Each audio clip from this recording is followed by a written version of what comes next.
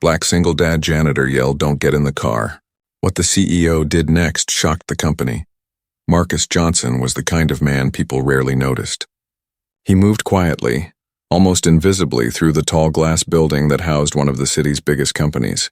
His dark blue janitor uniform was like a shadow against the bright, polished floors. While executives rushed with laptops and phones glued to their ears, Marcus carried a mop bucket and broom, keeping the building spotless before the important people arrived. Most saw him as just the janitor. Few ever wondered who he really was, or what life had carved into his shoulders to make him stand tall even when the world overlooked him. But behind the uniform was a man with a story that ran deeper than most of those who hurried past him in suits. Marcus was a single father. His wife Dana had passed away years earlier after a long illness, leaving him to raise their daughter Layla alone. Layla was his heart, his reason to keep moving forward. Every shift, every late night, every extra hour he worked was for her. She was only 10, but she carried the kind of light that could warm any room. When Marcus felt the weight of life pressing down, all it took was one smile from her to remind him why he never gave up. Each morning, Marcus woke before sunrise. He packed Layla's school lunch with care, slipping in small notes that said things like, "I believe in you," or "You make me proud." Then he walked her to school, holding her hand the way he always had since she learned to walk. Only after she was safely inside the school gates would he head to the skyscraper where he worked. Inside that building, no one knew about his quiet rituals of fatherhood. They did not see him walking home with groceries balanced in one arm and his daughter's science project in the other. They did not see him sitting late at night, still in uniform, helping her with homework even when exhaustion made his eyes heavy. To the world, Marcus was the man with gloves and a mop. To Layla, he was everything. The company where Marcus worked was run by Amelia Clark, a woman known across the city for her sharp mind and unshakable leadership. She was a CEO who built her career on discipline and precision. To her employees, she was powerful, decisive, and sometimes intimidating. For Marcus, she was simply another face in the crowd of people who walked past him without looking twice. But Marcus never let that bother him. He took pride in his work.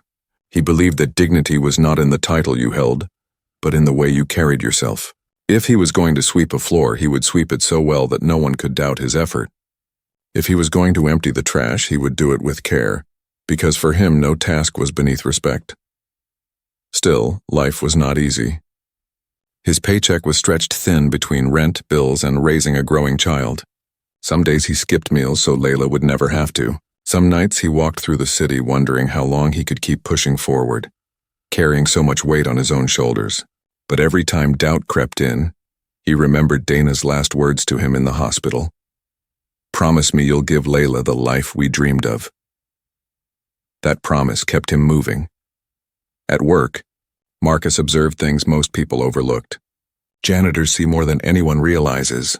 While others walked with their eyes locked on screens, he noticed the subtle details, the way someone left their coffee half drunk on the counter, the stress in an employee's hurried footsteps, the small arguments whispered in corners. He was not just cleaning. He was quietly studying life around him. Sometimes he saw Amelia Clark sweep through the lobby. She always walked with purpose, her heels clicking against the floor, her expression focused. Marcus would nod politely, sometimes offering a quiet, "Good morning." Most times she did not answer. But once, when she was especially distracted, she muttered back a half-hearted, "Morning." Marcus smiled anyway. He never needed recognition for kindness. That morning, however, Marcus felt something different in the air. The sky was gray and the city streets seemed heavier than usual. He had finished polishing the lobby floor when he spotted Amelia rushing out of the revolving glass doors. She was clearly late for something, her steps quick, her briefcase clutched tightly, her phone still buzzing in her hand. Marcus had been heading toward the side exit when his eyes caught something unusual. Amelia's sleek black car was parked near the curb, waiting for her. At first glance, it looked normal. But Marcus's instincts were sharp.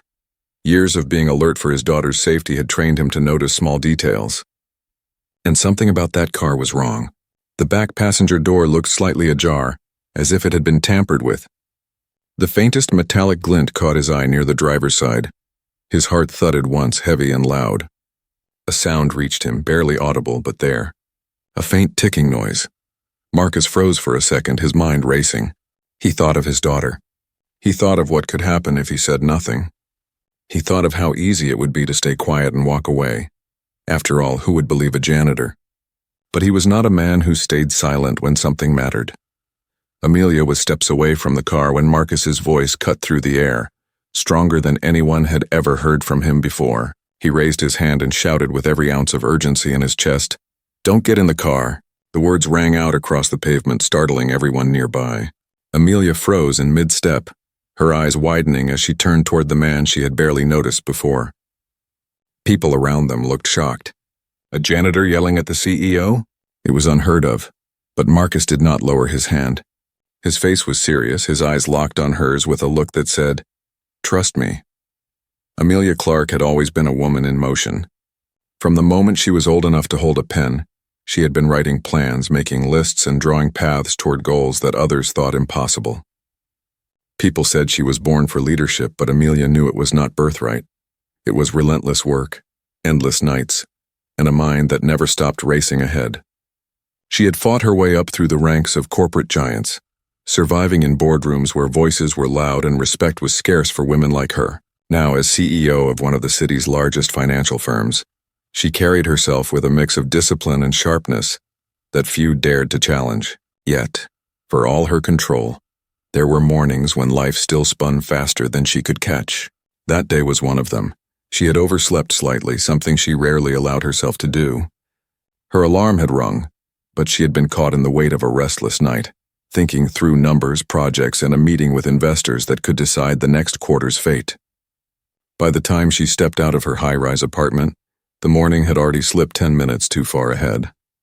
For someone like Amelia, 10 minutes felt like a storm threatening to ruin everything. Her phone buzzed constantly as she strode toward the building where her car and driver waited. She had no time for greetings, no time for the nods of recognition from staff, and certainly no time to notice a janitor polishing the lobby floor. Her mind raced with thoughts of the presentation she was about to deliver. Every chart, every projection, every risk assessment had been scrutinized late into the night, but she still felt the sharp edge of pressure cutting into her calm. She needed this deal to go right. Investors had been cautious lately, whispers of market instability making them hesitant. Amelia had built her reputation on being the kind of leader who could instill confidence even when the ground shook. Failure was not a word she allowed in her vocabulary, and so she pushed herself harder, faster, determined to arrive, deliver, and command the room. Her heels clicked against the pavement as she emerged from the revolving glass doors, the sound sharp and urgent.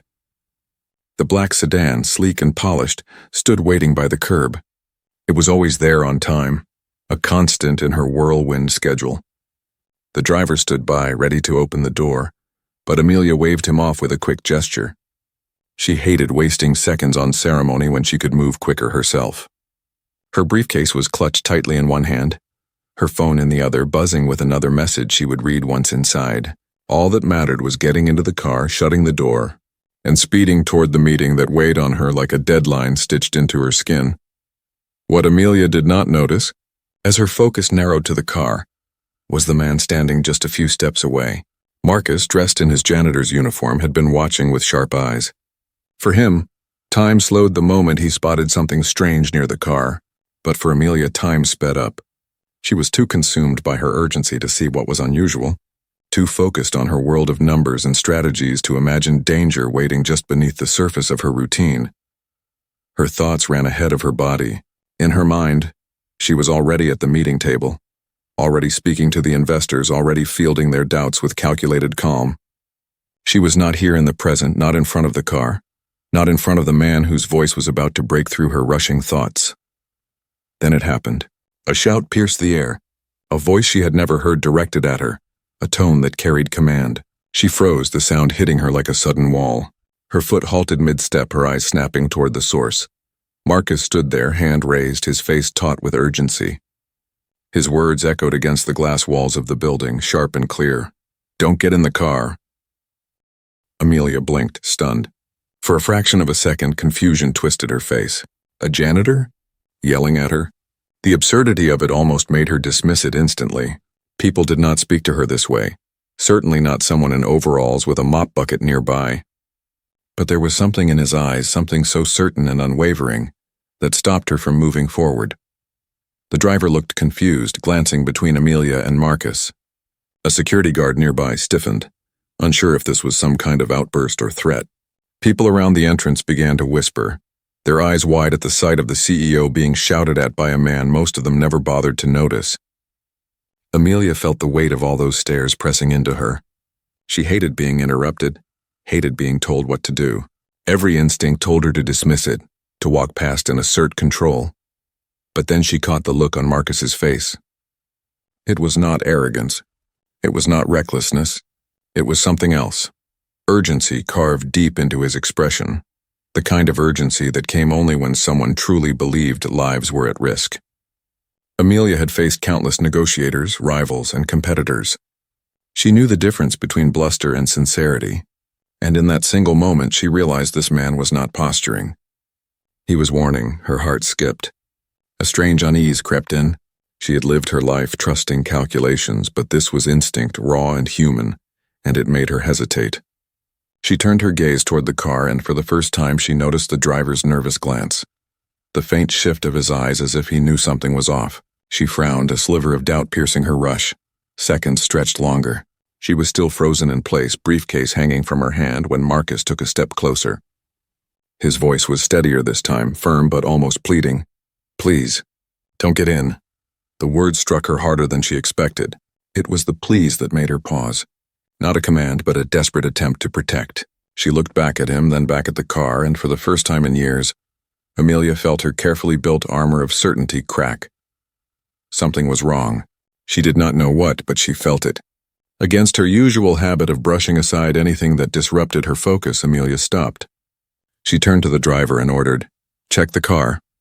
Her voice was low, controlled, but it carried steel. The driver hesitated, clearly uneasy, before reluctantly moving toward the vehicle. Amelia's pulse quickened as she stood rooted on the pavement, her mind suddenly shifting from quarterly reports to something far more primal, survival. And in that frozen moment she understood something she had not considered in years. Sometimes, the difference between life and death was not power or position, but the courage of someone who refused to stay silent. The sound of Marcus's voice hung in the air like a bell that refused to fade. People around the building's entrance were still frozen, staring at the janitor who had dared to shout at the CEO. Amelia Clark, who was always in command, always moving with sure steps, found herself rooted to the spot with her eyes fixed on the man who had interrupted her rush. Her mind, usually a storm of numbers and strategies, was blank for the first time in years. All she could see was the urgency in his eyes, the raised hand, and the echo of his words. Marcus had not moved after speaking. His arm was still lifted, his body tense, his chest rising and falling with steady but sharp breaths. He knew this was the moment that could change everything. Not just for him, but for the woman in front of him. If he was wrong, his job would be gone, his dignity crushed, and his daughter left wondering why her father had been cast aside for overstepping. But if he was right, silence would have been unforgivable. He had seen the car from the corner of his eye while finishing his rounds. The polished sedan, the one that always seemed untouchable, had looked strange today. He noticed the driver's odd behavior first, the way the man avoided eye contact, the stiffness in his shoulders, the way his hands gripped the wheel too tightly. Then Marcus saw it, the door slightly off its alignment as though it had been forced or tampered with. He crouched subtly, pretending to adjust the strap of his shoe, and that was when he caught the faint metallic glint and the low, unnatural ticking sound that no ordinary car should make. Years of looking after his daughter alone had taught him to trust the gut feeling that flared whenever something felt wrong. That instinct had saved him before, and he trusted it now. "Don't get in the car," he repeated, his voice quieter this time but firm, each word carrying the weight of his conviction. Amelia blinked, her heart beating faster. She had faced competitors who tried to undermine her, journalists who twisted her words, and investors who doubted her every move. But this moment was different. This was not about strategy. This was about trust. And for reasons she could not explain, she found herself leaning toward belief instead of dismissal. The driver hesitated when she ordered him to check the car. He shifted uncomfortably, then forced a smile, pretending to brush it off. "Ma'am, I assure you everything's fine," he said. But Amelia's instincts, sharpened by years of navigating deception, caught the flicker in his eyes. Something was not fine. She turned to security, her voice cutting sharp through the air. "Open it, now!" The guards moved quickly, startled by her tone. One of them reached for the door, and the moment it swung open, the faint ticking grew clearer. The guard's face drained of color. "Step back," he shouted, pushing Amelia away from the car. Panic rippled through the bystanders. Gasps erupted. Someone screamed. Amelia stumbled back, shock flooding her chest as the reality sank in. There was something inside her car, something that could have ended everything in seconds. Her hand trembled slightly around her briefcase, and for the first time in years she felt truly vulnerable. Marcus stepped forward instinctively, placing himself between Amelia and the car without a second thought.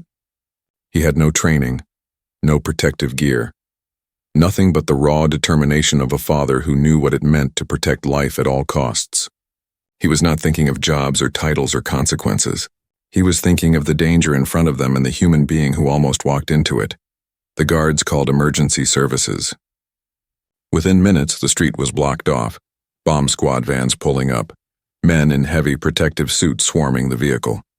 Amelia watched as they carefully examined the device lodged beneath the driver's seat. The ticking had grown fainter now, but it was still there, a reminder of how close she had come to stepping into the car. As the officers worked, Marcus stood silently at the edge of the crowd, his gloves still on, his expression calm but heavy. People whispered about him, some in awe, others in disbelief. The janitor saw it. How could he know? He just saved her life. For years he had been invisible, but in that moment all eyes were on him. Amelia glanced toward him, her mind a storm of conflicting emotions, gratitude, shock, embarrassment. She had built her career on control, yet she had almost walked blindly into danger because she was too focused on her schedule, too locked inside her own world to see the warning signs. And the man who had saved her was one she had barely acknowledged in the past. When the bomb squad finally secured the device and carried it away, the street exhaled a collective breath of relief. The threat had been real. The danger had been seconds away from turning into tragedy.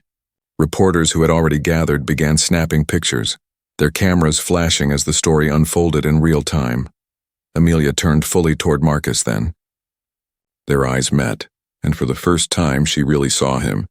Not as a janitor, not as a uniform, but as a man who had risked everything to shout when silence would have been safer. Her throat felt tight.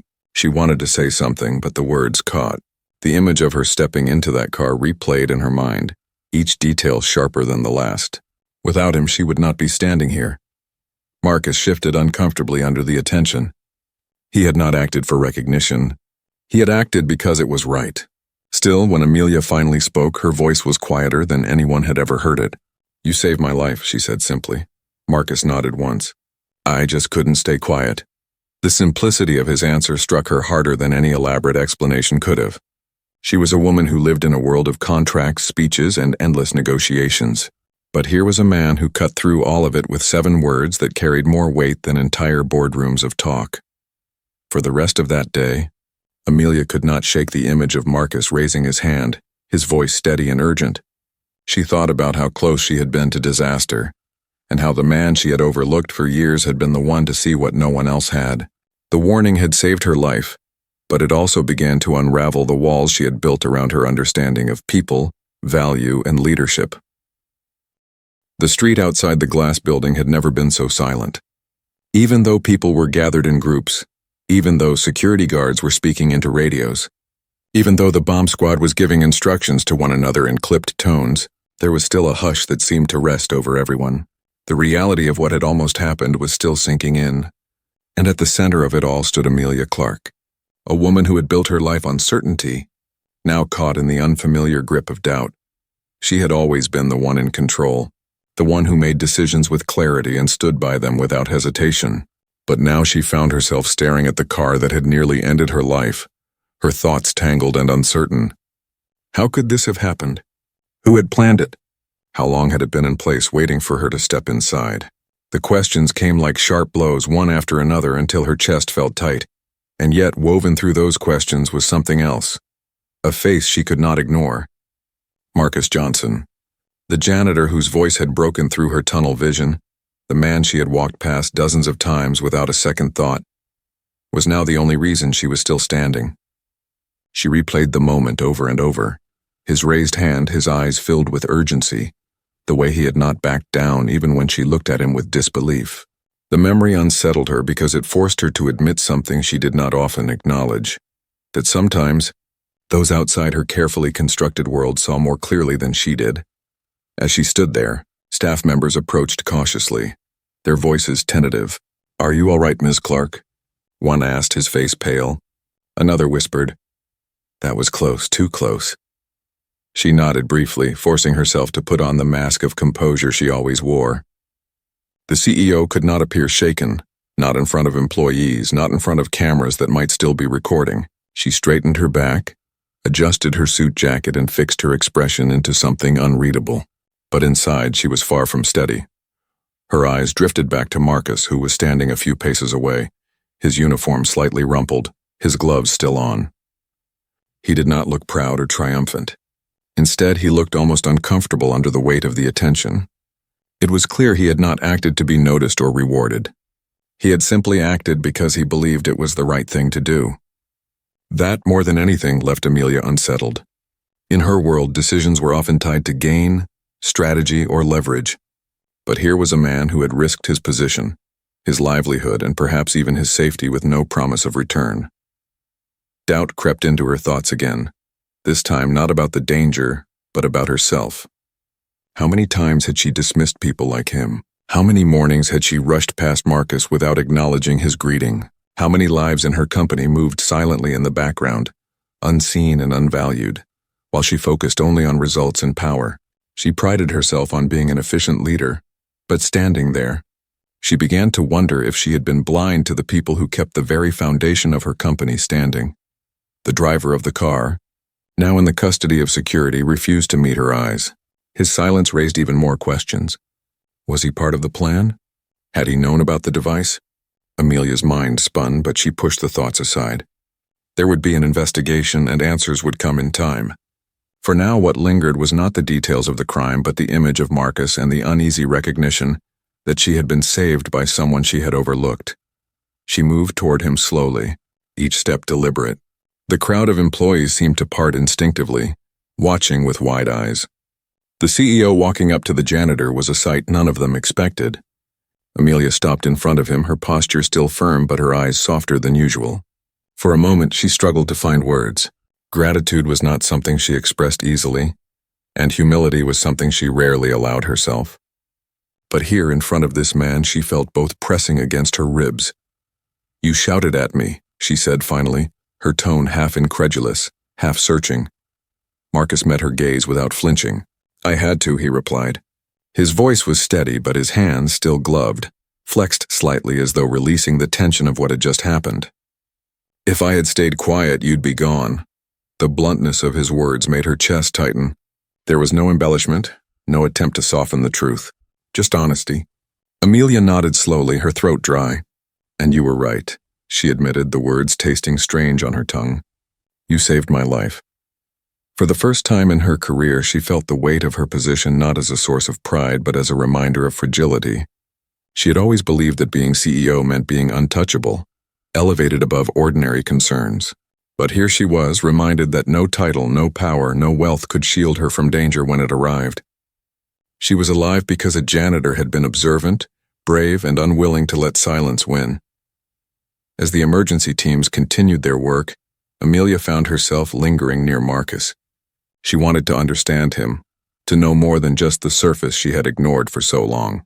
But doubt crept in again, this time about how others would see it. How would her board react if they saw their CEO standing humbly with a janitor? How would investors interpret her attention to someone so far outside the corporate hierarchy? She had spent years building an image of authority, and now in a single morning that image felt shaken. But another thought pushed back against the doubt. Maybe this was the moment she was meant to be shaken. Maybe leadership was not just about commanding boardrooms and sealing deals. Maybe it was about recognizing the unseen, valuing those who did not sit in the spotlight, and admitting that sometimes wisdom came from places no one expected. As she turned to leave, Amelia glanced back one last time. Marcus had returned to standing quietly at the edge of the crowd, almost as if he wished to disappear back into the background. But Amelia knew she would not forget him.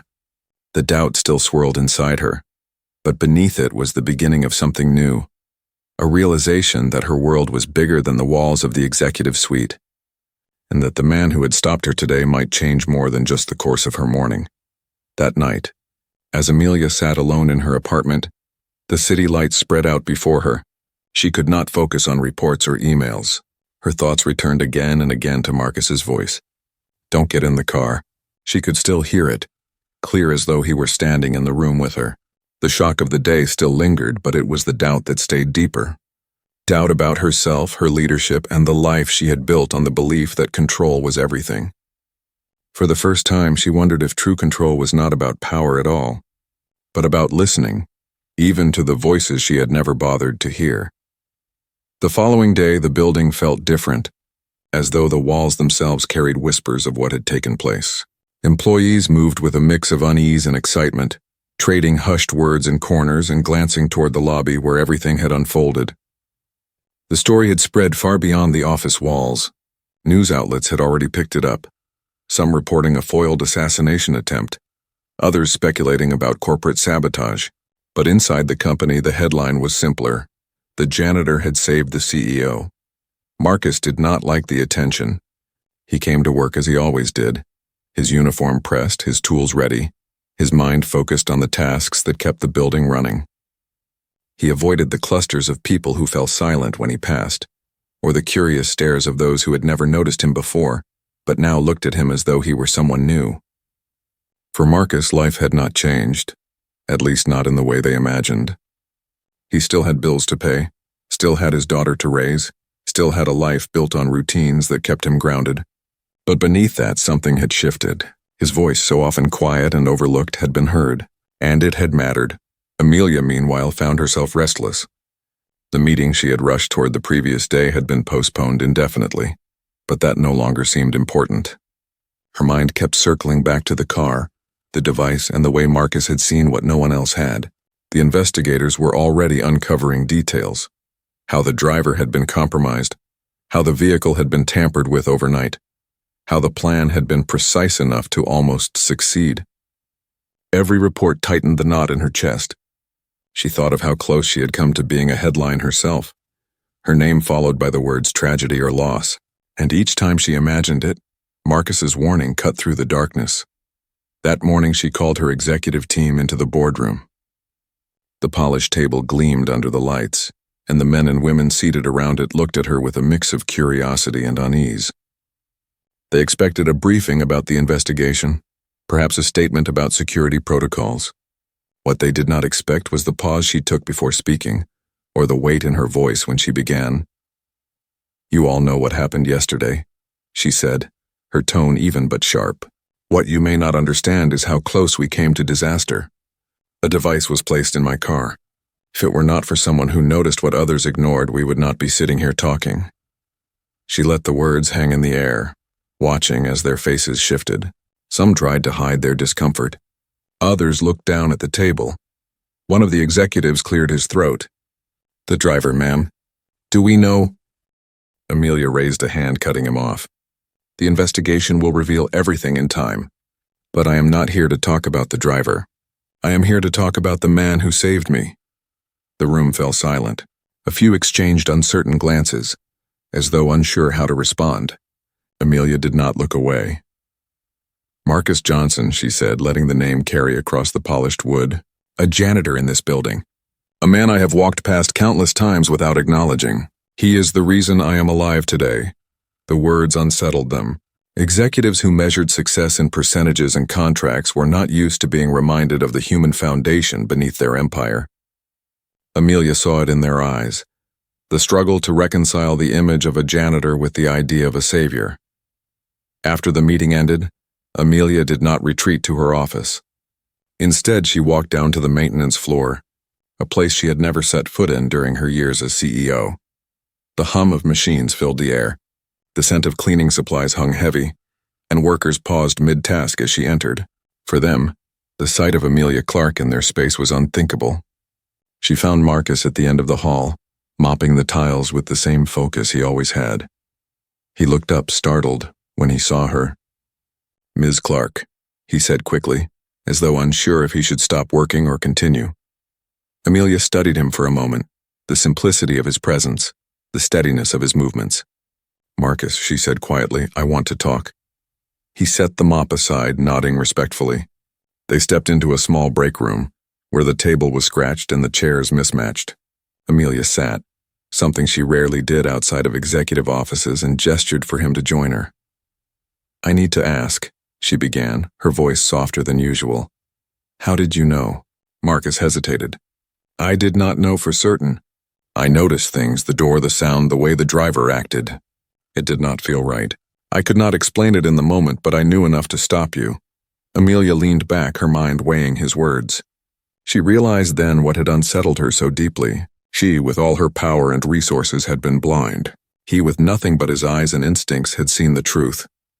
"You risked everything," she said finally. "Your job, your reputation. If you had been wrong," Marcus shrugged lightly, "then I would have been wrong. But if I had stayed quiet and something happened, I would never forgive myself. I have a daughter. I know what it means to want someone to come home safe." The mention of his daughter shifted something in Amelia's chest.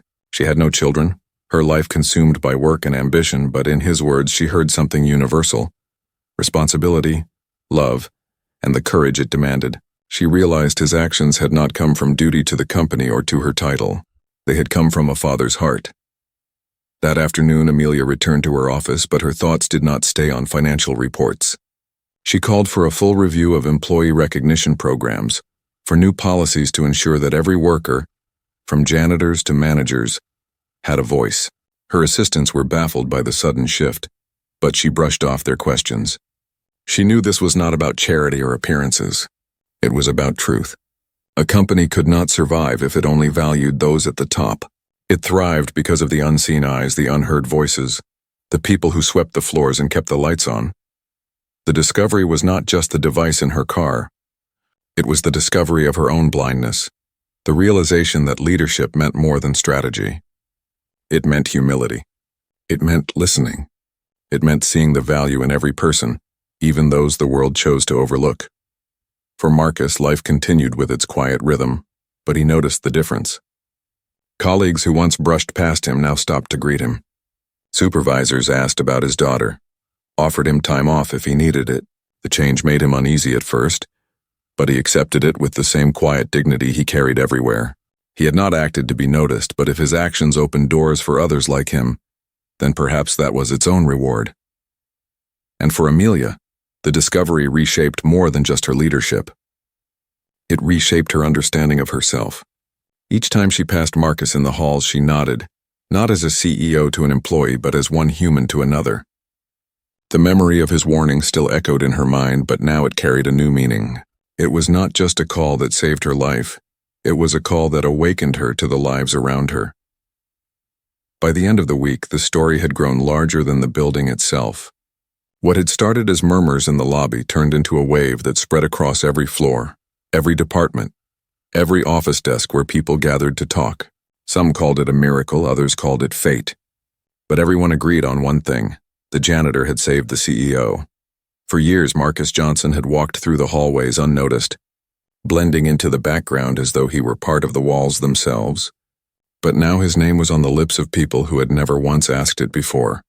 The company, with its polished glass and steel, had always prided itself on efficiency and professionalism, but there was a hidden hierarchy woven into its fabric. Executives on the top floors moved like kings and queens of their domains, while the workers in maintenance, security, and administration remained invisible gears that kept the machine running. That unspoken divide had never been questioned until the morning when Marcus raised his voice. Suddenly, the invisible had become undeniable. The company could no longer look past him, and the realization shook more than a few people in their chairs. Amelia Clark had spent restless nights since that day. Each time she closed her eyes, she heard his words again, sharp and urgent. "Don't get in the car." The phrase replayed in her dreams, echoing in her chest when she woke. She had survived because one man noticed what no one else did, and she could not escape the thought of how easily she had dismissed him in the past. For years she had walked by without even acknowledging his greeting. Now she felt that silence like a weight pressing against her conscience. The board demanded answers. Investors demanded reassurances. But Amelia found herself steering every conversation back to one truth, that the company needed to change. At first they resisted, their voices sharp with the cold logic of business. It was an isolated incident, one director argued. We have security teams for this, not janitors. Another dismissed it as a stroke of luck. The man saw something unusual, that's all. We cannot restructure policy around chance. But Amelia's voice cut through their objections. It was not chance, she said, her eyes steady. It was courage. It was instinct. And it came from someone none of us saw. If our company is blind to people like Marcus, then we are weaker than we realize. Her words carried further than the boardroom. She made sure of it. She ordered a company-wide meeting, something that had never happened in her tenure. Thousands of employees filled the atrium and surrounding floors, spilling into every corner as they waited for the CEO to speak. The chatter was thick with curiosity. Some wondered if she would finally address the attempt on her life. Others wondered if she would introduce new security measures. No one expected what came next. When Amelia stepped onto the stage, she was not dressed in the sharp suits that had become her armor. Instead, she wore something simpler, as though to remind herself that this moment was not about power but honesty. The room quieted as she looked over the sea of faces. For once, she did not see titles or ranks. She saw people, all of them waiting, all of them deserving to be heard.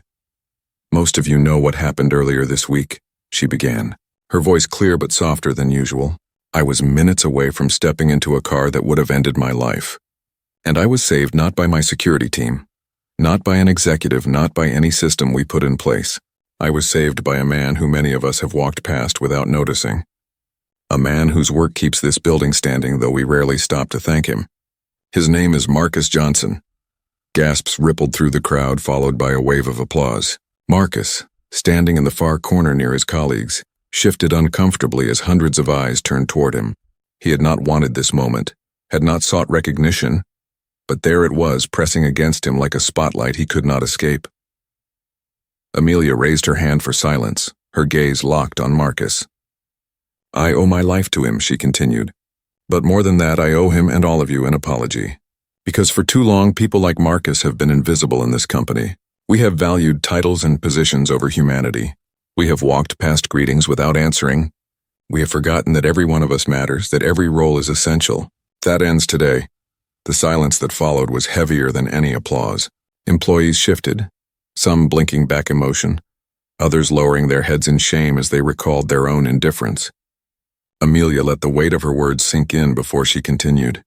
This company will change. From this moment forward, no voice will be too small to be heard. No role will be considered less important. We will create opportunities, we will listen, and we will recognize the dignity in every person who walks through these doors. And it starts with Marcus. The applause returned, louder this time, filling the atrium with a sound that rolled like thunder. Marcus felt his chest tighten, his heart pounding in a way that no danger had managed to do. He looked at his colleagues, many of whom clapped for him with genuine warmth, and for the first time in years he felt seen, not just as a worker, but as a man. When the meeting ended, employees approached him in waves. Some shook his hand, others thanked him, still others simply offered a nod of respect. For Marcus, it was overwhelming. He had always believed dignity came from within, not from recognition. But he could not deny the quiet warmth that spread through him as he realized his actions had opened not just Amelia's eyes, but the eyes of an entire company. Later that evening, Amelia found herself walking through the halls alone. She passed the offices where executives sat, the desks where assistants typed, the maintenance rooms where workers stored their tools. She thought about the layers of people who made the company what it was, people she had ignored in her climb to the top. The discovery she carried now was not just about the bomb in her car. It was about the fragility of life, the blindness of pride, and the strength that comes from seeing beyond titles. In the days that followed, programs were launched. Scholarships for employees' children, training opportunities for those in entry-level jobs, a recognition system that honored not just sales numbers and profit margins but acts of integrity, kindness, and courage.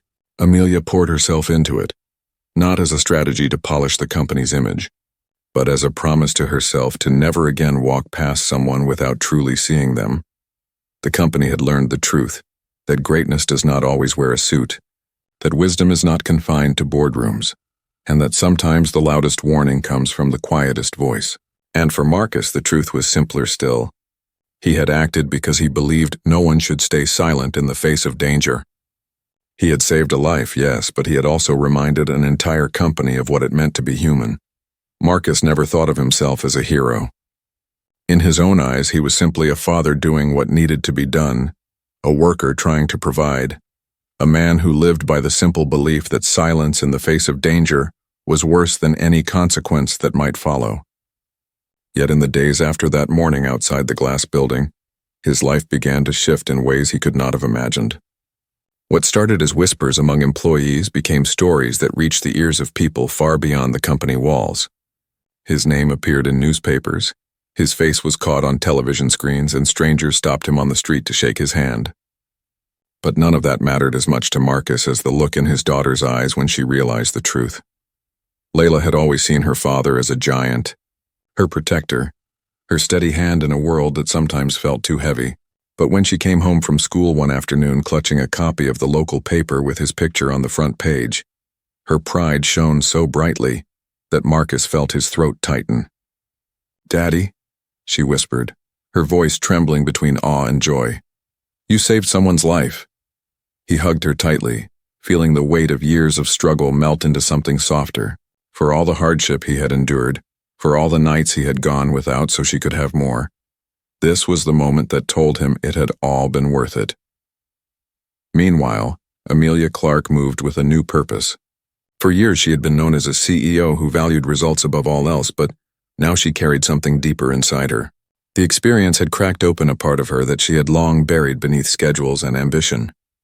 She could not stop thinking about Marcus, not just about the way he had shouted that warning, but about the life he lived quietly in the shadows of her company.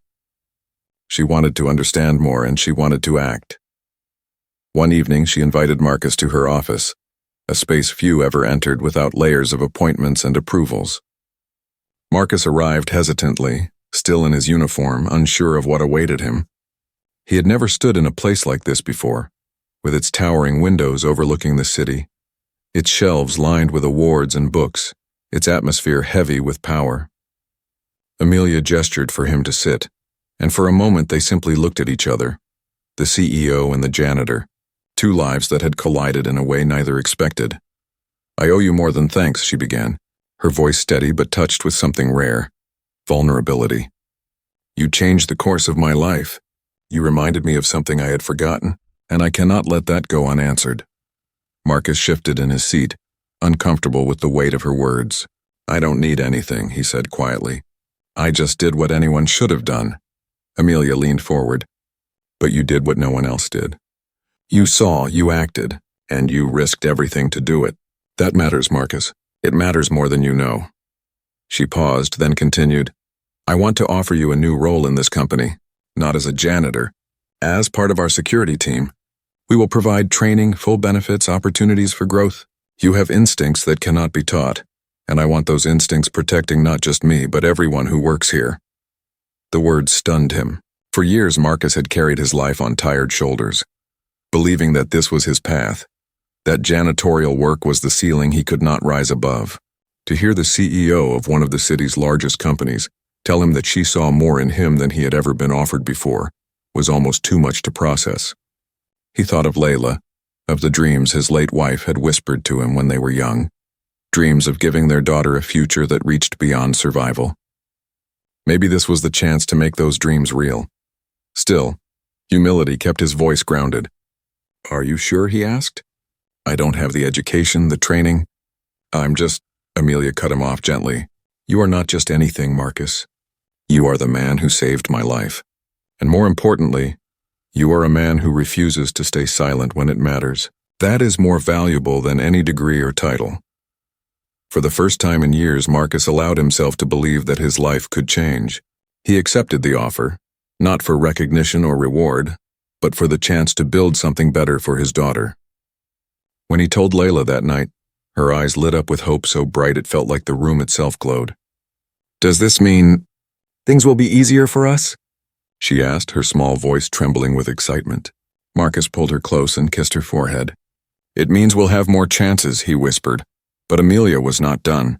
She knew one man's promotion was not enough to change a culture. She announced the creation of a scholarship fund for the children of employees, named after Marcus's late wife, Dana Johnson. The news spread through the company like wildfire, moving people to tears. For the first time, workers at every level felt that they were seen, that their families mattered, that their contributions went beyond the tasks they performed. It was not just about money, it was about dignity. The company shifted in ways no one expected. Executives began visiting departments they had never stepped into before. Employees who had long felt invisible began to share ideas, their voices finally welcomed at the table. And through it all, Marcus remained steady, still humble, still the man who carried himself with quiet dignity. He had not sought change, but his courage had sparked it. Months later, Amelia stood once again before her employees at another company-wide gathering. This time Marcus stood beside her, not in a janitor's uniform, but in a crisp suit, his daughter watching proudly from the front row. Amelia spoke to the crowd with the same clarity she always had, but her words carried a different weight now. "Leadership is not about power," she said. "It is about responsibility. It is about listening. And it is about remembering that greatness can come from any corner of this building, if only we open our eyes to see it. Marcus Johnson taught me that, and I will never forget it." The applause that followed was not just for Amelia's words. It was for Marcus, for Layla, for Dana's memory, and for every person who had ever felt unseen in the shadows of something larger. As Marcus stood there, feeling the warmth of that moment, he realized his life had changed in ways far greater than a new job or recognition. He had given his daughter a future filled with possibility, and he had reminded an entire company of what it meant to value every human being. His journey from invisible janitor to respected protector was not about glory. It was about the truth that dignity lives in every person, and that sometimes all it takes is the courage to speak up at the right moment. And so the man who once moved quietly through hallways, unnoticed and unseen, became the symbol of something greater. He was the proof that one voice, raised with conviction, could not only save a life but also awaken an entire company to its own humanity. His warning had changed everything, and his legacy would live far beyond the polished floors he once swept.